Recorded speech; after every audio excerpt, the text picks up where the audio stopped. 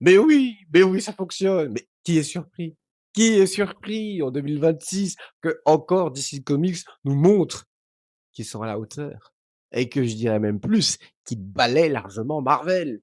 Puisque quand on voit les qualités, oh là là là, les qualités premium que le label DC Comics est capable de produire, comparé à ce qu'on a pu avoir du côté Marvel, je parle en tout cas de séries, il n'y a pas photo. DC Comics, c'est costaud. C'est très, très, très costaud. Ça prend des protéines matin, midi, soir. Et du coup, ce qu'on a, on se régale.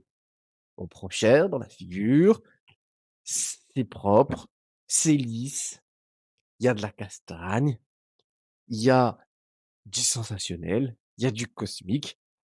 C'est tout ce qu'on aime, en fait. Pour ce genre de choses, on dit oui pour 10 saisons, voire 30 saisons, comme les Feux de l'amour. Allons-y, soyons fous. On est prêt. On est prêt. S'il faut attendre jusqu'à 70 ans pour avoir encore ce genre de série, qui va dire non? Alors, même si je suis un très grand fan des DC Comics, il est vrai que j'ai, lu très peu de Green Lantern. Cela étant dit, mes connaissances ne sont pas des moindres. Je sais ce dont il s'agit et pour l'instant, de ce que j'ai pu voir dans l'épisode 1, l'univers en tout cas est très respecté et ça fait plaisir. On a beaucoup déjà de références, au, système et au fonctionnement des corps, des Green Lantern et je pense que très, très vite, la série va dépasser, les simples, enfin, le simple espace terrestre, d'accord? On va aller dans les autres planètes puisque c'est ça, Green Lantern. En tout cas, si la série reste comme elle est, comme au premier épisode, ça va être incroyable. J'avais lu quelque part qui disait que, Green Lantern, c'est un peu le Star Wars, de DC Comics. Donc je ne sais pas si vous vous dites, si on a une série de cette qualité, hein, ce que ça va donner. Ce que ça va donner pour les prochains épisodes. Moi, en tout cas, j'achète, je dis oui, je suis très preneur. Un épisode qui démarre très très vite et très très bien. Ça se voit, ils ont joué la carte très sérieux, un peu même voire un peu sombre, ce qu'on aime chez DC Comics, hein. Il y a un truc que je veux dire tout de suite et ce qui fait que la série, c'est sûr, elle va marcher et c'est ça qu'on veut voir, c'est que justement, contrairement aux séries Marvel, où ils veulent toujours, on dirait, faire tout public, et quand je parle de tout public, c'est papa, maman, les enfants, voilà, tout le monde peut regarder la série et donc souvent, voilà, il y a des blagues, beaucoup de blagues d'ailleurs, beaucoup de comiques, mais un comique qui est un peu lourd, c'est le comique des Américains là, qui est pas forcément toujours drôle et il y a ce ton très, très léger qui a tendance justement à aseptiser la série et qui nous empêche, nous spectateurs, de ressentir tout le côté dramatique, de la situation et DC Comics arrive très bien à le faire. En tout cas dans cette série, pour l'instant, dans l'épisode 1, on ressent parfaitement la tension qui peut y avoir, notamment déjà la tension qui existe entre, Aaron Pierre, John Stewart et Hal Jordan,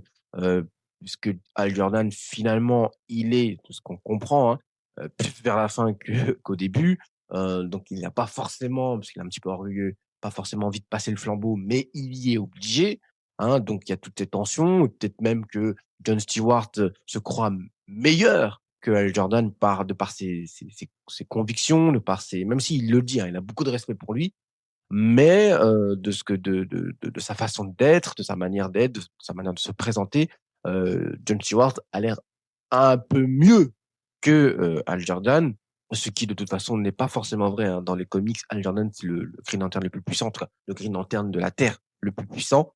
Mais, et aussi, bah, évidemment, toute la tension, qui va naître, de l'affaire, hein, en cours, celle qui va être traitée dans l'épisode 1 et puis tout au long de la série, enfin de la saison plutôt et comme le ton est très sérieux dès le départ, bah, oui, ça marche. On n'est pas là à perdre du temps avec des blagues inutiles. Ça veut pas dire qu'il y a pas d'humour. Oui, il y en a, hein, mais quand ils sont là, ça marche très bien, ça sert la série. C'est pas pour combler du vide, c'est pas pour faire de l'humour ou pour contenter tout un public. Voilà, j'aime, bah, je m'attendais pas moi, par exemple, à ce que dès le début, on voit, des scènes érotiques. Donc, ça, ça met tout de suite l'ambiance. C'est pas une série pour enfants, d'accord? Mais, bah, DC Comics, de toute façon, c'est pas des histoires pour enfants. Les DC Comics, s'inscrivent dans des cadres très sombres, qui racontent justement des histoires très sombres. Donc, voilà, c'est merci de retranscrire ça à l'écran et ça marche trop bien. J'aime beaucoup comment les effets spéciaux ont été créés autour, de l'anneau et de l'utilisation de l'anneau. J'aime beaucoup la lumière, des Green Lantern, la lumière verte des Green Lantern et comment les objets sont matérialisés. Il y a à la fois ce côté un petit peu, surnaturel, mais très réel quand, par exemple, il crée un tire-bouchon pour la bouteille de bière. Voilà, on a l'impression que c'est un vrai tire-bouchon, mais en même temps, on sent que c'est une illusion qui a été créée par la lumière. Bref, ça marche très bien, c'est bien fait. J'ai hâte de voir justement ce que ça va donner quand, il va y avoir un combat, très important où Hal Jordan ou même John Stewart va devoir utiliser, l'anneau, de manière offensive. Parce que là, pour l'instant, on nous montre que c'est juste pour se dépanner dans la vie de tous les jours. Mais quand, il va y avoir un combat, qu'est-ce que ça va donner? Bah, j'ai l'impression qu'on va bien manger. Je pense que, les combats vont être très, très, très lourds. OK? Notamment quand, ils vont faire intervenir tous les autres corps, les corps jaunes, les corps rouges, tout ça, moi, en fait, moi, je vois loin déjà. Je me dis, vu la qualité de la série, j'espère qu'il y aura une saison 2 voire une saison 3. Si, ils adaptent vraiment tout ce qui s'est fait du côté des Green Lantern chez les comics, bah, on n'est pas prêt.